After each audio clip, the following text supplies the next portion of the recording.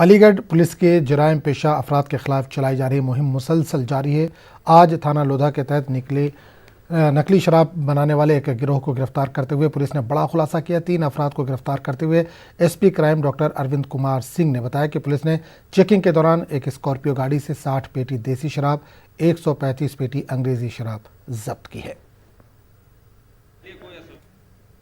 लोधा पर जो मुकदमा लिखा गया है 130/20 60 विदिन 2/72 आबकारी अधिनियम के लिखा गया, जिसमें 273 काम कर रहे थे। ये पिछले बता रहे हैं पिछले 4-5 महीने से इसने एक काम कर रहा था। अब इसको टिप ऑफ मिला है, तत्काल हम लोग ने इस पर कार्रवाई किया। सप्लाई कहाँ करते थे? ये सप्लाई यहाँ अलीगढ़ में ही सप्लाई करते थे, अपने 6-7 आदमी को लगा करके उनको सप्लाई करते थे।